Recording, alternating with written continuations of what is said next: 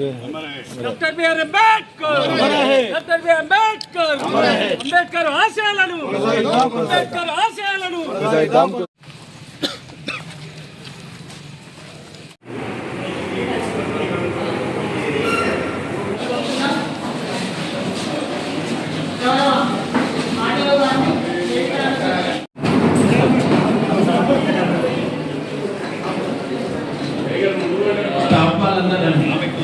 MPD office staff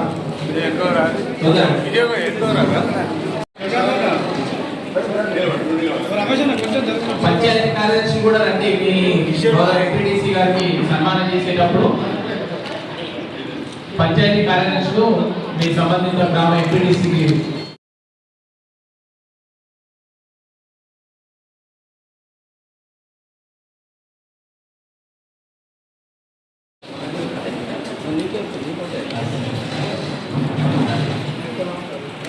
Tadikonda తర్వాత గడే నర్సులు గారు గల్పూర్ స్టేషన్ ఎంపీడీసీ గారు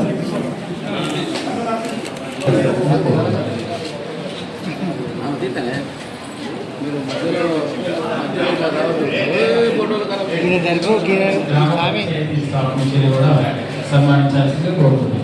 సిబ్బంది గ్రామ పంచాయతీ అదేవిధంగా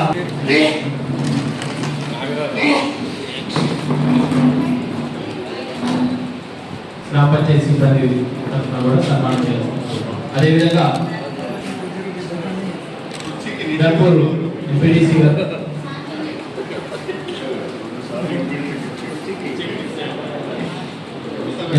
నమిలిగొండ ఎంపీడీసీ గారు రజాక్ యాదవ్ గారు నమిలిగొండ ఎంపీడీసీ గారు రజాక్ యాదవ్ గారు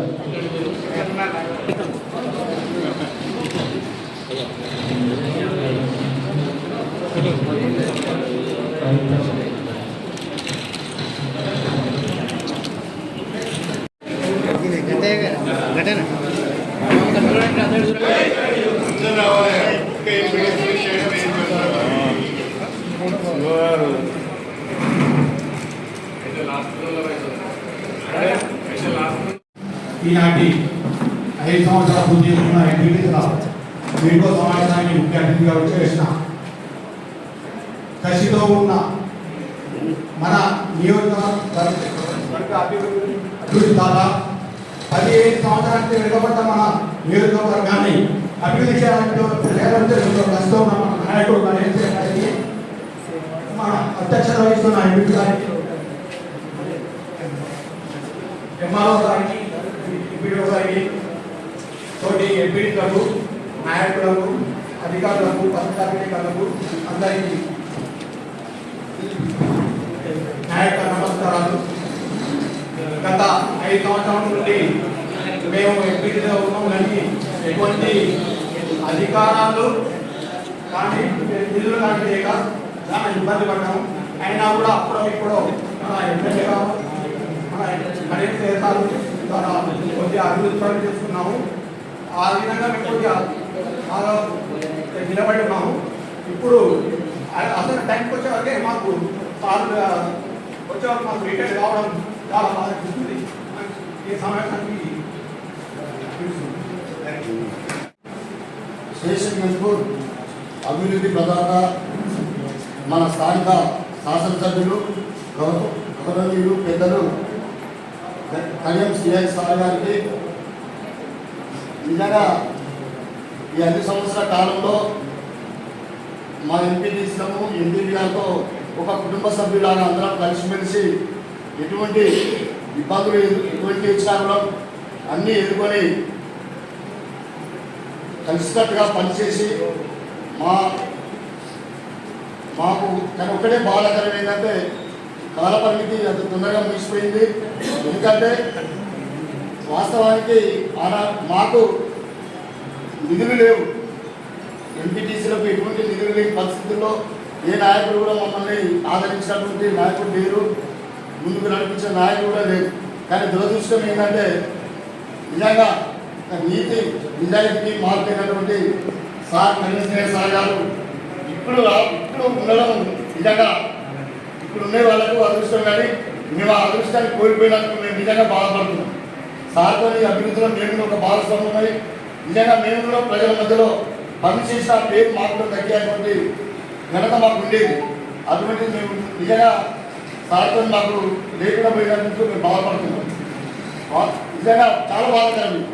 అయినా మేము అసంతృప్తిగా నిజంగా మనందరం ఎంపీటీసీలను ఉత్సవ విగ్రహాలను వెళ్ళిపోయిన పరిస్థితి ఉంది మాది. నిజంగా మమ్మల్ని నమ్ముకొని ఓటేసినటువంటి ప్రజలకు మేము ఏ విధంగా కూడా పూర్తి స్థాయిలో వారిని సంతోషపెట్టిన దాఖలు లేవు. ఎటువంటి అభివృద్ధి కూడా మేము చేయలేకపోయాం. నిజంగా ఇది బాధాకరమైన విషయమా. కానీ ఈ అభివృద్ధిలో సారు ముందున్నారు కాబట్టి ఇప్పుడు చేసే కార్యక్రమాలు అన్నింటిలో కానీ దయవుంచి మా మీద మీ అభివృద్ధిలో మమ్మల్ని భాగస్వామ్యం కల్పించాలని సభాముఖంగా మీకు మనవి చేసుకుంటున్నా సార్. అదేవిధంగా ఇంకా అధికారుల విషయానికి వస్తే నిజంగా అధికారులందరూ మాకు ఎంతో సహకరించి వాళ్ళు నిజంగా ఒక ఆత్మీయంగా అందరూ సహకరించుకొని పనులు చేసుకోవడం జరిగింది. కానీ మా వల్ల ఈ 5 సంవత్సరాల కాలంలో మీకేమైనా మా వల్ల ఇబ్బంది కలిగినట్లయితే, మిమ్మల్ని మనం బాధ పెట్టినట్లయితే నిజంగా మమ్మల్ని పెద్ద మనసుతోని మన్నించాలని సభాముఖంగా మాకు విన్నవించుకుంటున్నాను. పత్రికా విలేకరులు అయితే మాకు విన్నటువంటి నిజంగా మేము చేసే పనులలో మమ్మల్ని ఒక ఫోకస్ నిలబెట్టి నడిపించినటువంటి ఘనత అన్నవాళ్ళకి దక్కుతుంది.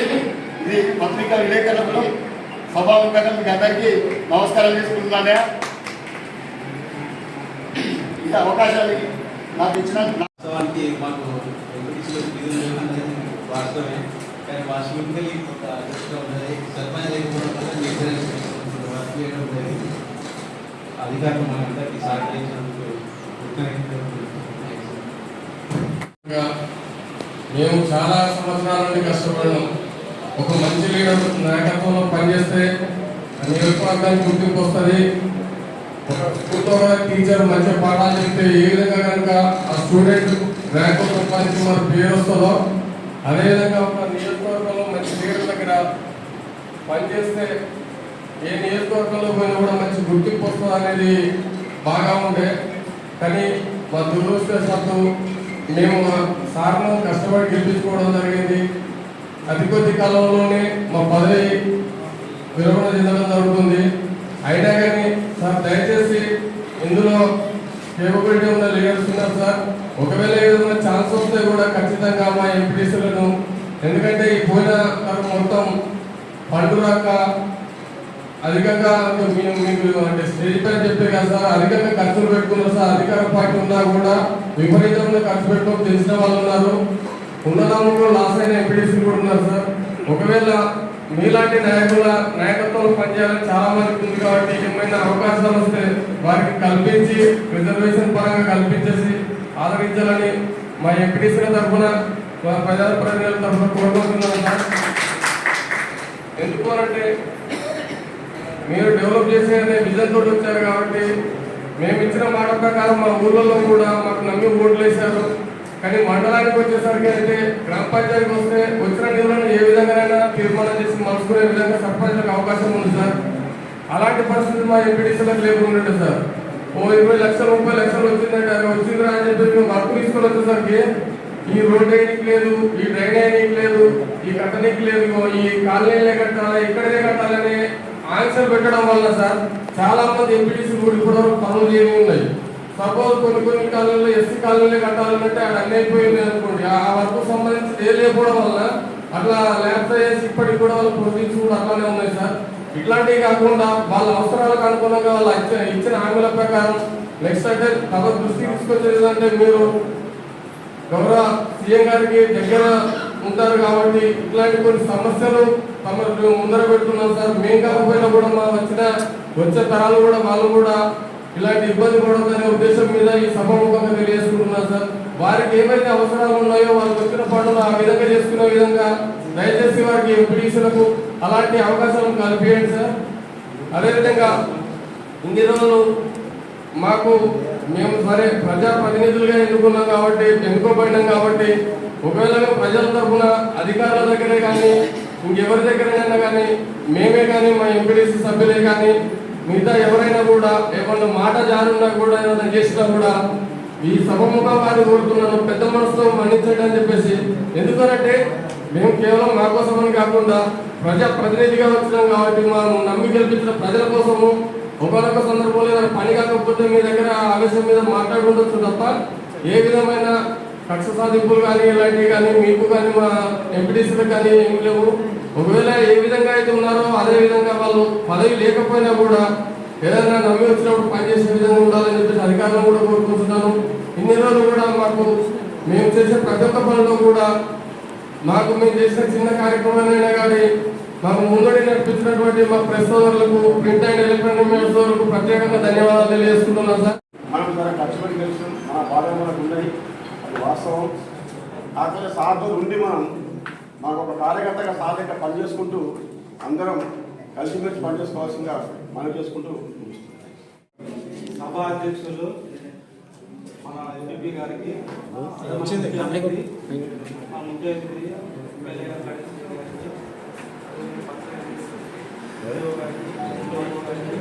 అందరికీ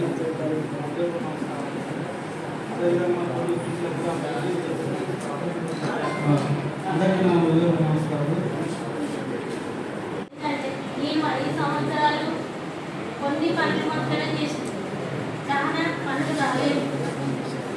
కరోనా వచ్చిన కారణంగా కొన్ని అయినాయి, కొన్ని కాలేదు.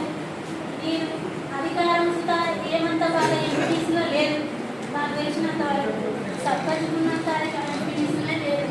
నాకు తెలిసినంత వరకు నేను ఒక 5 సంవత్సరాలు సర్పంచ్గా చేశాను.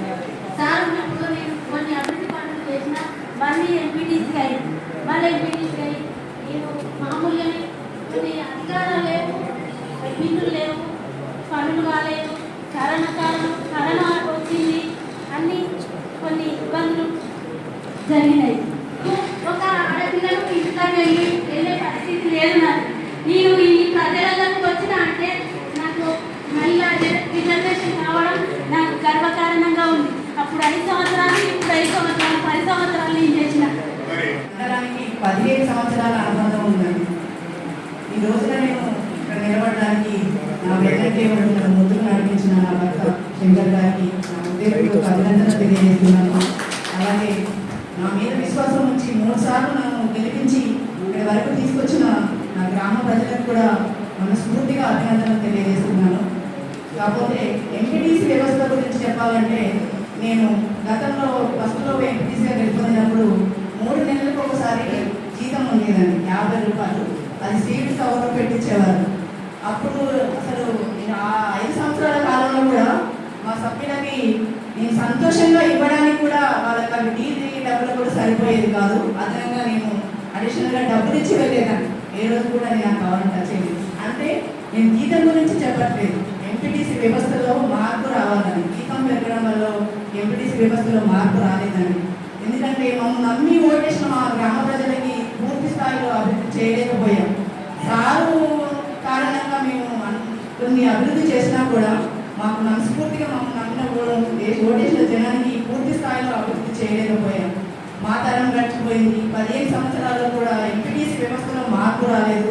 సారు ఆధ్వర్యంలో కూడా వచ్చే ఎంపీటీసీలకైనా కూడా వాళ్ళకు ఒక మంచి నిధులు కేటాయించాలని, వాళ్ళు కూడా గ్రామాభివృద్ధిలో భాగస్వాములు కావాలని, సార్ మేము పదవులు లేకపోయినా కూడా మాకు కూడా గ్రామంలో పాలు పంచుకునే అవకాశాన్ని కల్పించాలని సభాముఖంగా తెలియజేస్తున్నాను. మహిళా ఎంపీటీసీగా ఉండి చాలాసార్లు నన్ను అందరూ మహిళా భవనం కావాలని కోరారండి. అది నేను చేయలేకపోయాను. 5 సంవత్సరాల కాలంలో కూడా రానున్న కాలంలో కాబట్టి మా గ్రామాన్ని కేటాయించాలని సభాముఖంగా తెలియజేస్తూ నాకు ఈ అవకాశం ఇచ్చిన ధన్యవాదాలు. అందరికీ నమస్కారం.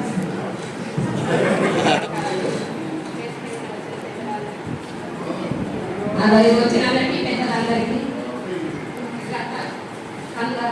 గట్టానికి ఎమ్మెల్యే మేడానికి అందరికీ నమస్కారం. అక్కయ్యలు అన్నదాకా అందరూ కోరుకున్న 5 సంవత్సరాల వరకు మన గౌరవనీయులు పెద్దలు మన ఎమ్మెల్యే గారికి మరియు నాతో చేసిన తోటి ఎంపీడీస్లకు, అధికారులకు, పత్రికా మిత్రులందరికీ నమస్కారం. ఈరోజు ఈ స్థానంలో ఉన్నానంటే, ఇంట్లో నుంచి బయటకు వచ్చినంటే, ఇంతమందిలో నేను కలిసి ఉన్నానంటే నా భర్తకు ఇంతమందితో వచ్చిన కల్పించిన మా భర్త గట్టయ్య గారికి ప్రత్యేక సభాముఖంగా కృతజ్ఞతలు తెలుపుతున్నాను. ఎందుకంటే నాకు ఇంట్లో ఉండేదాన్ని, హౌస్ వైఫ్గా ఉండాలి, 10 మందిలో ఉండి మాట్లాడే అవకాశం కూడా నాకు రాదు, అసలు ఏంటో అనేది కూడా నాకు రాదు. అక్కడి దాన్ని నన్ను ఎంపీగా, ఒక మండల ఎంపీగా పరిచయం చేసిన వారికి నాకు ఈ సభాముఖంగా కృతజ్ఞతలు తెలుపుతున్నాను. మన ఎంపీడీసీలు కూడా నాకు ఎంతో సహకరించారు. ఒక తోడబుట్టిన అన్నలాగా, అక్క చెల్లెల్లాగా ఎంతో గౌరవించారు. వారికి ఏమన్నా నేను పొరపాటుగా మాట్లాడుంటే సభాముఖంగా నేను కృతజ్ఞతలు తెలుపుతున్నాను, క్షమించమని కోరుచున్నాను. అధికారులకు కూడా, ఎందుకంటే నేను ఏమైనా కోపంతో ఏమైనా మీతోటి తప్ప మీ మీద ఎటువంటి కోపం లేదు. ఎందుకంటే మీరు కూడా మీరేలో నేను కూడా అది అట్లాగే వచ్చినదాన్ని కాబట్టి మీరందరూ నన్ను క్షమించవలసిందిగా కోరుతున్నాను. ఈ రోజు ఇక్కడ మాట్లాడుతున్నానే డాక్టర్ బిఆర్ అంబేద్కర్ గారు పెట్టిన రిజర్వేషన్ వల్లనే నేను ఇలా ఒక మహిళ ఎంపీగా నేను ఎంపికయ్యాను. అలాగే నేను ఉన్నన్ని రోజులు 5 సంవత్సరాలలో ఒక నేను అంబేద్కర్ విగ్రహాన్ని ఆవిష్కరించడం జరిగింది. ఎందుకంటే గౌరవ ఎంపీస్ సభ్యులందరికీ సహకారంతో నేను విగ్రహం పెట్టుకోవడం జరిగింది. మా ఎంపీస్లో అందరూ కోరినట్టుగా మేము 5 సంవత్సరాలు పూర్తయినది కరెక్టే, కానీ మేము అసంతృప్తిగానే ఉన్నాం. ఎందుకంటే నిధులు లేవు, ఏమి లేవు. ఒక సర్పంచ్ గారికి, వార్డు మెంబర్లకు ఉన్నంత అది కూడా మాకు లేకుండా పోయింది. ఎందుకంటే మాకు నిధులు లేవు, 2 సంవత్సరాలు కరోనా వచ్చి మేము నిధులు వర్కులు కూడా చేసింది లేదు. కాబట్టి మేము వచ్చినప్పుడు శ్మశాన వాటిగా డంపింగ్ యార్డు, పల్లె ప్రగతి పట్టణాలు, అనేక పట్టణాలు ఎక్కువ పల్లెలు కూడా అలాగే ఉండాలి. గత ప్రభుత్వం చేపట్టిన అన్ని కార్యక్రమాలు మేమందరం కలిసి పాల్గొనడం జరిగింది. అలాగే ఇప్పుడు రాబోయే రోజుల్లో కూడా అందరూ అటువంటి కార్యక్రమం చేయాలని కోరుచున్నాను. ఇంతటితో నా ఉపన్యాసం ఇస్తున్నాను. గౌరవ పెద్ద ఎమ్మెల్యే గారిని మాట్లాడవలసిందిగా కోరుచున్నాను. మరిన్ని వార్తల కోసం నా ఛానల్ని సబ్స్క్రైబ్ చేయండి, పక్కనే ఉన్న బెల్ ఐకాన్ని ప్రెస్ చేయండి, లైక్ చేయండి మరియు షేర్ చేయండి.